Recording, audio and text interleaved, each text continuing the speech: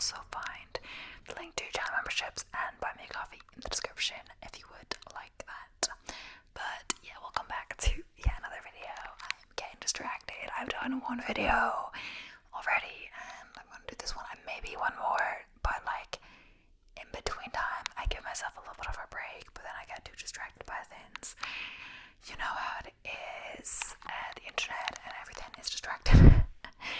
But I'll be grateful to have these done at a later date, so I gotta get through them now. pretty much.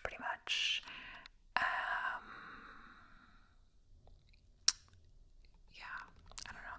It's just such a wild day out today, and I already mentioned that in the other one, but the gusts of winter are so strong. I'm just glad I'm not doing a run right now, but I think it may be similar weather tomorrow when I do actually have a run planned. But yeah, the weather right now is not enticing me to go out for a walk later at all.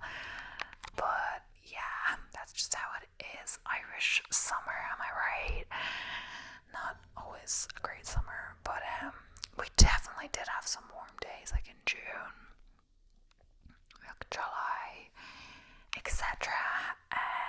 But it's been very windy, rainy the past few days, etc. But yeah, I'm gonna try and jump straight into it. So today's video is like bizarre defense mechanisms of animals that you may not have heard of. I don't know, I'm trying to think of new things. I gotta get ChatGPT to like generate me some ideas. I have been doing that because sometimes I wanted to plan the videos before I sat down to them, so I wouldn't have any more reasons to be distracted, etc. So I planned that this morning and I had 3 ideas planned and I'm just gonna do them now. And yeah, sometimes it's hard to think of new things, etc. So yeah, one of the most fascinating phenomena in nature is a wild animal's ability to evade predators by playing dead, dropping a tail, and vomiting or pooping poison. These familiar tactics, however, are far from the most creative. You've likely never heard of a frog that breaks its own fingers to use the bones as weapons, or a butterfly larva mimicking a deadly snake down to the diamond shape head.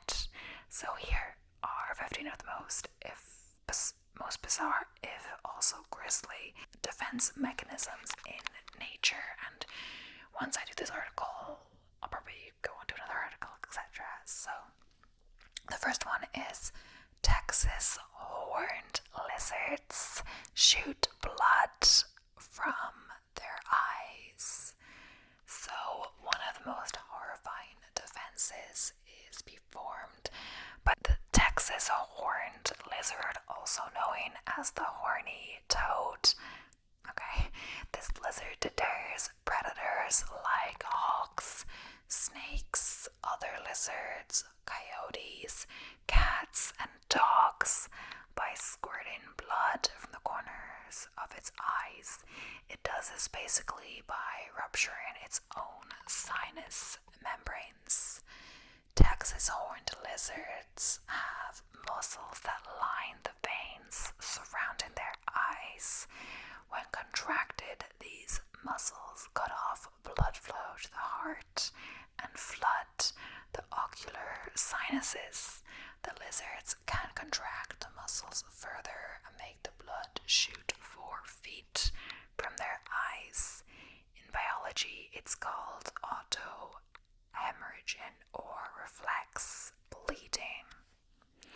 So that seems like it would hurt, but it seems, if they're doing this to stop a predator from, killing them, etc., they must still survive after this. There'd be no point if they kill themselves, though maybe they'd want to before a predator got them. But Iberian ribbed newts use their ribs as spikes. So the Iberian ribbed newt has an amazing, albeit disturbing, way of evading predators.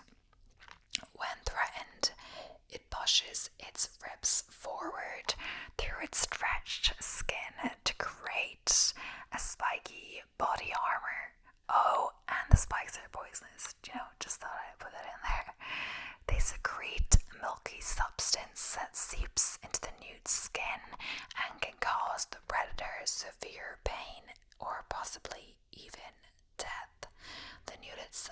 experience no significant negative effects from the gruesome strategy and can perform it over and over again, healing itself each time without problem. So, pygmy sperm whales, great clouds of poo. Okay. Defecation is a common class of defense mechanism shared by everything from the potato beetle to the pygmy sperm whale. The latter goes beyond using its fecal matter to simply stink out or poison predators, though rather it secretes a sort of brace yourself anal syrup that flaps its fins and tails. To create a dark cloud that shrouds predators and conceals the whale's escape route. How's that for using your waste as a weapon? So, that's a bit disturbing. Hairy frogs break their finger bones to use as claws. So, there's a good reason why this frog is often called the horror or wolverine frog. When threatened, its main defense is to crack its own finger bones, pierce them through the skin of its toe pads, and use them as claws, not unlike Wolverine from X-Men. On their hind feet only, their claws connect with the bone via collagen. On the other end of the bone is a muscle that the frog can contract when under threat to break a sharp fragment of bone and push it through its toe pad. This behavior is unique among vertebrates. Okay. Some ants self-combust, so colonies have many types of ants that fill different roles, including ants whose job it is to defend the colony against attackers. But for about 15 species of ant in Southeast Asia, known collectively as exploding ants, defending the colony entails more than biting attackers with their mandibles. Worker ants from these species have large poison-filled glands that run through their whole bodies. When under threat, they will violently contract their abdominal muscles to blow themselves up and spray a sticky poison. It's this corrosive chemical irritant rather than the explosion itself that somehow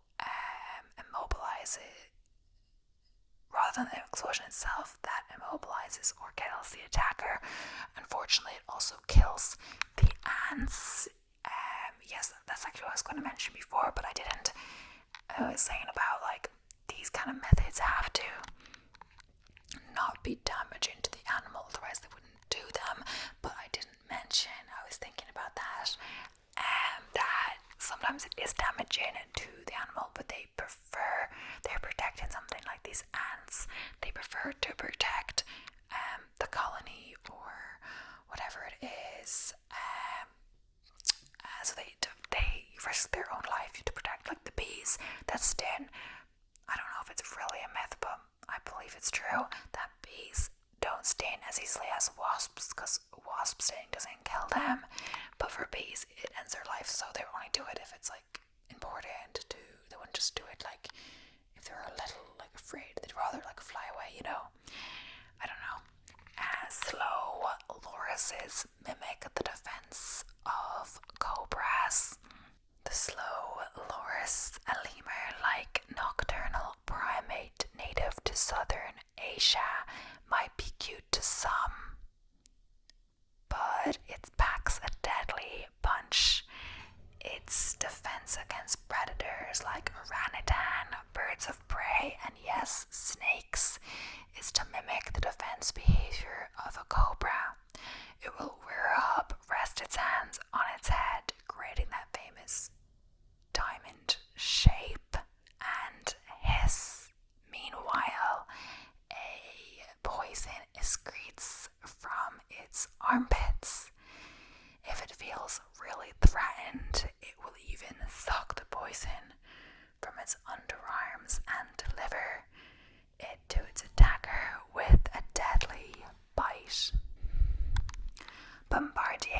beetles spray hot poison. So the Bombardier Beetle doesn't just spray something that smells bad, like a stink bug. What it sprays rather is a scalding chemical combined from two abdominal chambers. Its biological ability to keep the ingredients of this toxic substance separate is the only way it can survive while carrying it. The spray is as hot as the boiling point of water. The beetle delivers it through an abdominal tip that can rotate 270 degrees, making it easier to target attackers. So termites develop explosive pouches of toxic goo. So the Neocapricorns Taracu termite of French Guiana spends its life readying for an attack. When the time comes, older termites take to the front lines. They're particularly prepared to fight with the toxic blue crystals they've collected in their abdomens over time. When the blue crystals move to the termites' external pouch and react with salivary gland secretions, they transform into a goo that erupts the moment an enemy like the Labioderms laborless termite takes a bite. The explosion kills the worker termite and paralyzes the enemy with the sticky substance. So, northern fulmars trap predators with their vomit, okay? Birds will often vomit as a defense mechanism because the putrid smell of it deters predators, but the northern fulmar, a gull-like subarctic seabird, takes this method to a new level. Its vomit is so sticky that it can act as a glue, matting the predator's feathers and making it incapable of flight. This is usually the doing of chicks, which are limited in their other means of defense, and sheathbills and squaws are often the victims. So, flying fish take to the air at 37 miles per hour. So, the flying fish, the largest of which grow to only about 18 inches long, swim at speeds reaching 37 miles per hour to launch themselves from the water. Once airborne, it can reach heights of 4 feet and glide distances of up to 655 feet. Then it will prolong its return to the water, skimming the surface by rapidly flapping its tail. They can stretch a single flight out to 1,312 feet, which is almost 4 football fields.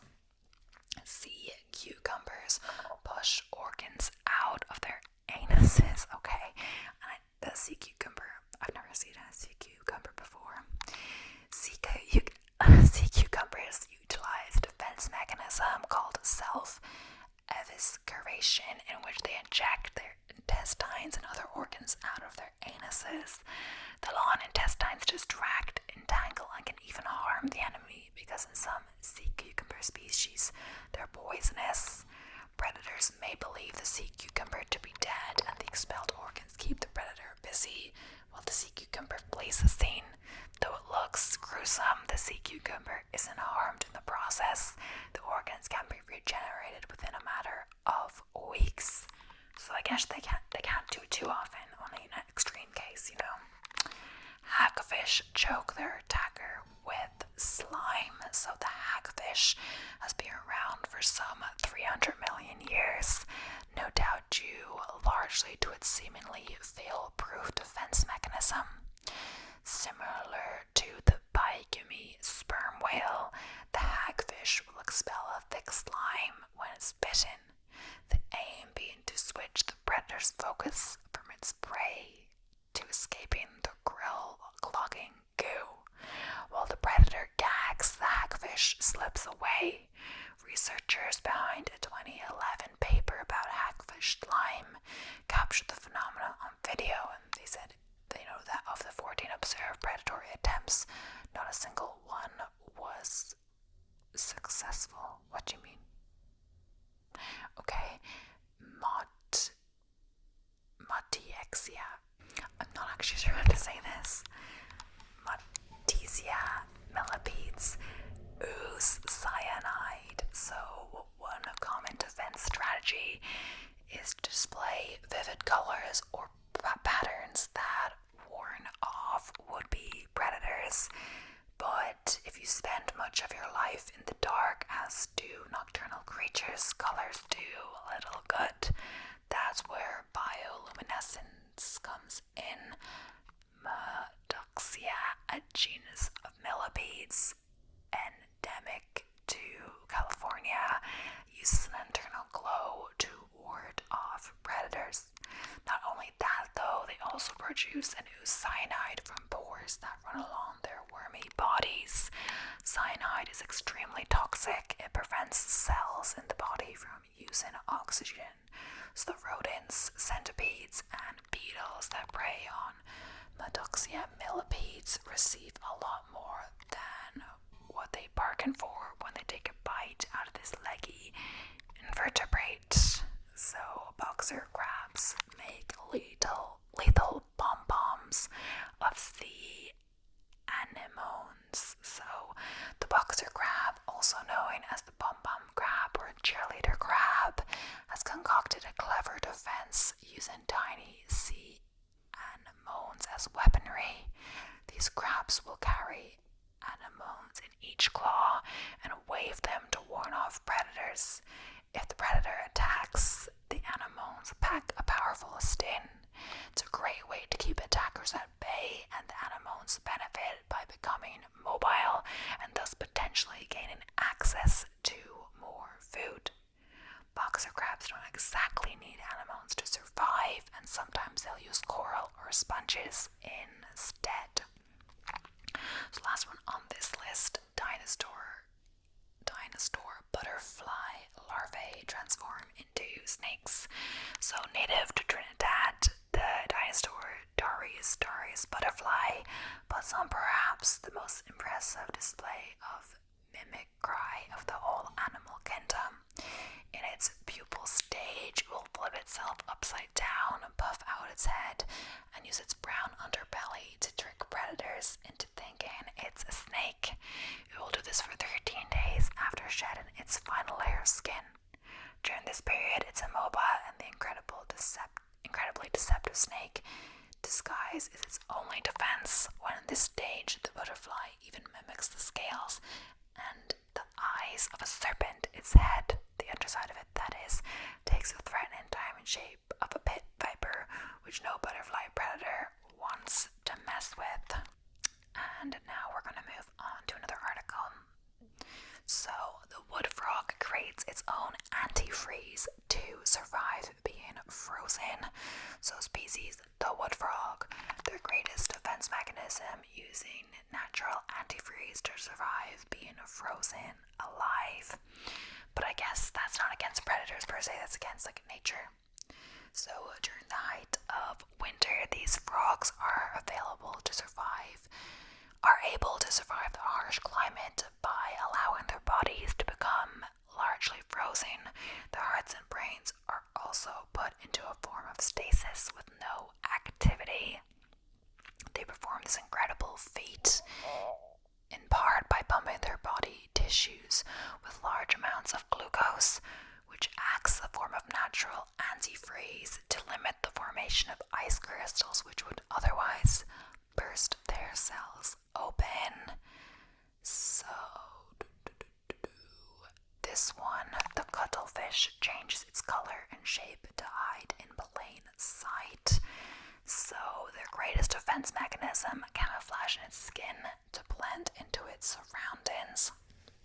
Another common defense mechanism in nature is to simply hide rather than fight. This is where the cuttlefish, one of nature's great copycats and camouflage experts, excels. Their able to rapidly change their skin color and their body shapes to blend into their surroundings or distract would-be predators. The porcupine carries its own phalanx, their greatest defense mechanism, using its quills to counterattack potential predators. So the porcupine used a timeless strategy in nature. The attack is the best form of defense. It does this by raising its very long quills and charging backwards or sideways at its attackers.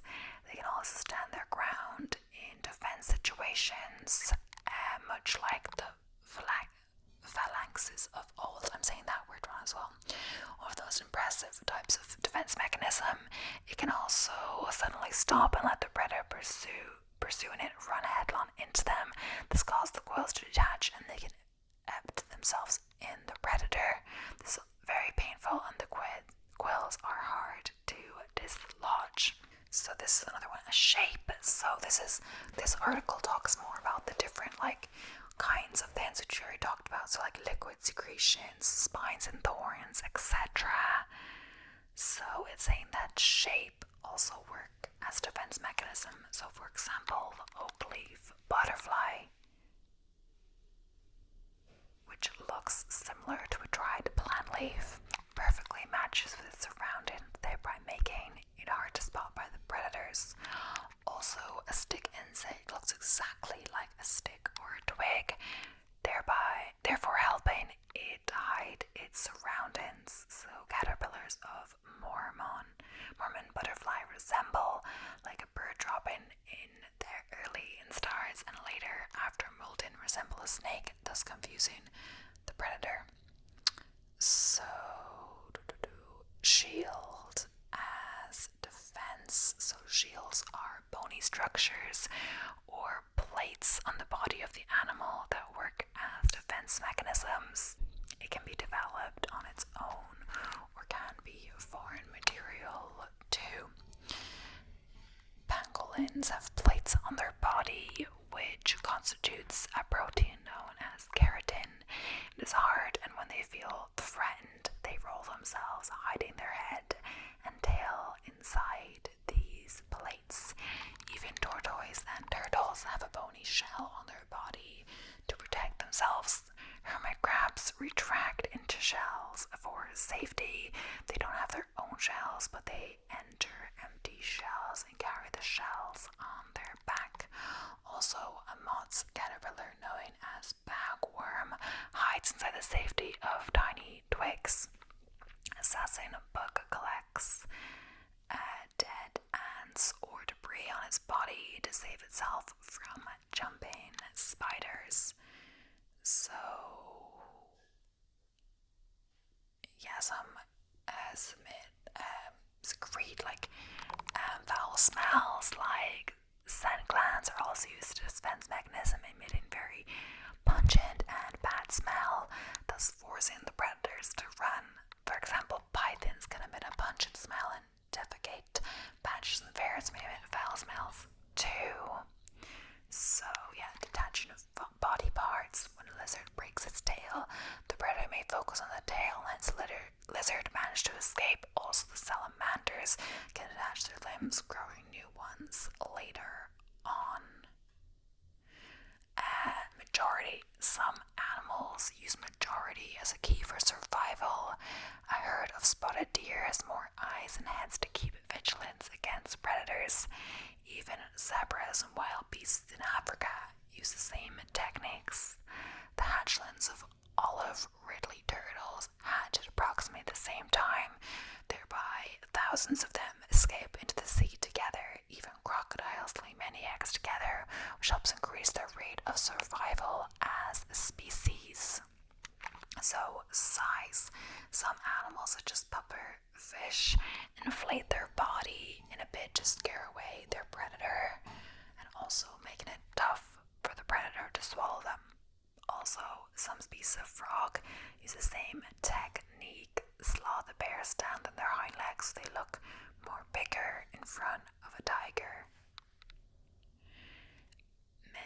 Mimicry. Many Many butterflies mimic species of other butterfly which are distasteful.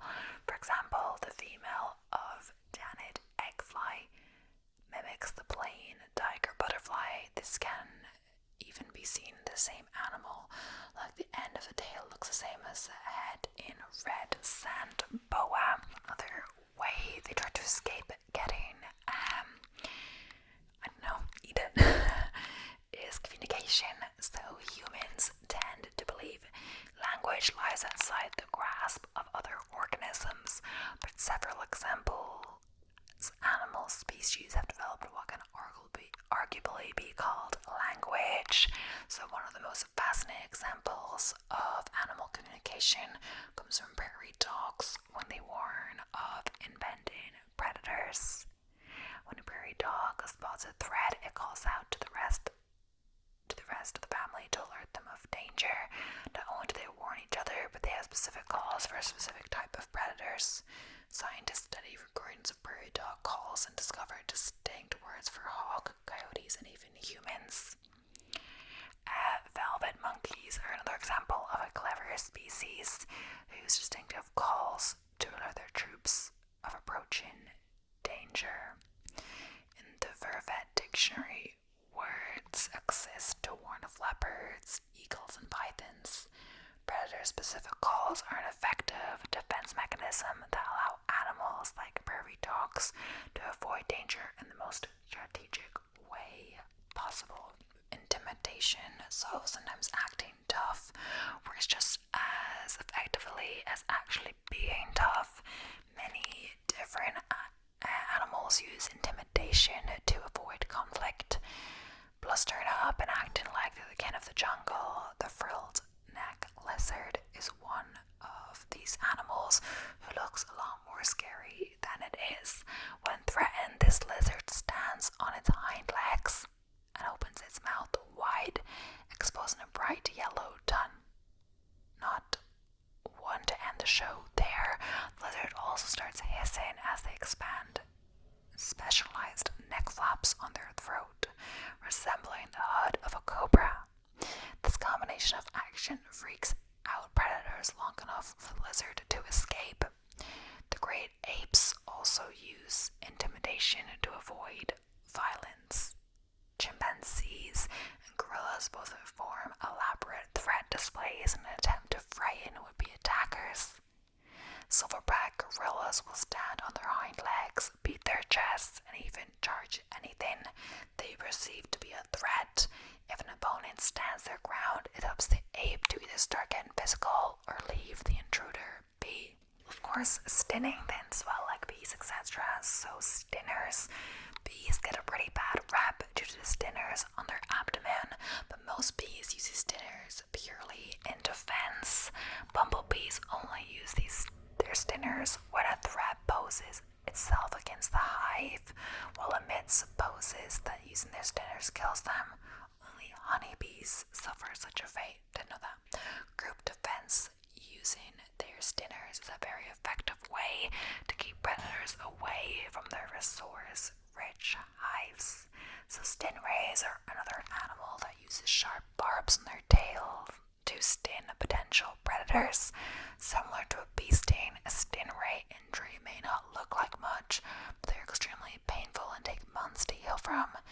Some stingray venom can be fatal to humans, and the stingers remain a threat even after the stingray dies.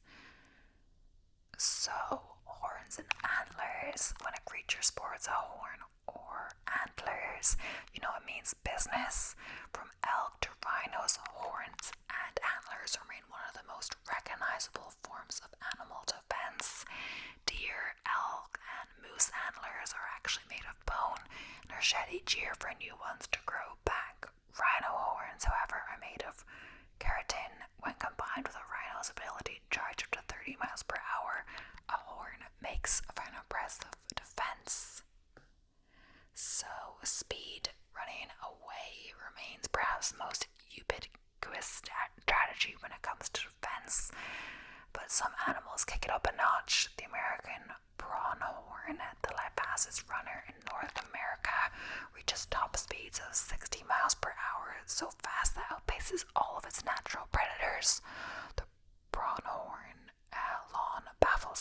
used with its over-the-top speed. The pronghorn likely evolved alongside the now extinct American cheetah, so they developed a remarkable ability to sprint to outrun those fatal felines. The European brown hare is another speedy mammal who relies on fast footing to avoid predators. It runs remarkably fast for its small size, with speeds topping out about 45 miles per hour to outrun speedy predators like raptors and foxes.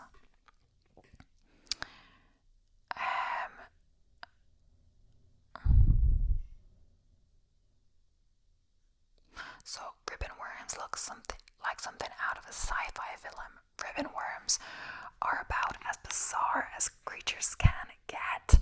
These slimy-looking creatures of the Nemertea phylum feed by projecting their proboscis inside out, which in some species spreads out into a bunch of threads, like the one in the video. The sticky material can then be drawn back in, pulling prey with it. These creepy worms primarily live in marine environments, though a few are terrestrial, so keep an eye out on your next walk through the woods. The Goliath tigerfish is a gnarly set of teeth. Fish are generally pretty pleasant, but not the Goliath tigerfish. This beast, which lives in the Congo River basin, can weigh up to 110 pounds and has also been known to attack humans on occasion. Those teeth are no joke either. They can be an inch long, and their razor-sharp edges can chop a fish neatly in half with surgical precision. This xenomorph-like goblin shark catapults its jaws at predators. So if Giger's terrifying xenomorph design gives you nightmares, you might not want to get close to this goblin shark. This deep-sea shark can catapult its jaw forward, much like the titular aliens of the Ridley Scott franchise. As if its strange silhouette wasn't enough, there's nothing like seeing a second set of teeth come launching out of a shark's mouth in search of prey. Thankfully, it lives at the bottom of the ocean and rarely comes into contact with humans. These blood-sucking lampreys boast mouths with too many teeth and latch on for dear life. Lamprey mouths are the stuff of nightmares. While not all lampreys are bloodsuckers, those that are have a nasty collection of teeth in their mouths, and their lack of jaws means it's no problem to latch onto just about anything. And those teeth serve a valuable purpose. They don't just pierce the way vampire teeth would, but instead saw away the prey's skin to free blood and whatever else they might be able to get. Thankfully, don't usually attack humans unless they're starving, but the mere thought of getting bit by one of these things is enough to terrify anyone. But yeah, that should be the end of today's video. It was a little bit all over the place because of the different articles, but I kind of started with defense mechanisms by different animals, like unique ones. Then we moved on to like kind of just different ways they do like camouflage, communication, etc. And then more animals to finish off with, but hope it was fine nevertheless. I'm not going to redo it because I was a bit disorganized. But yeah, thank you so much for watching. I hope you enjoyed, and don't forget to subscribe if you haven't already, and I'll be seeing you in the next one. So bye for now, bye for now, bye for now.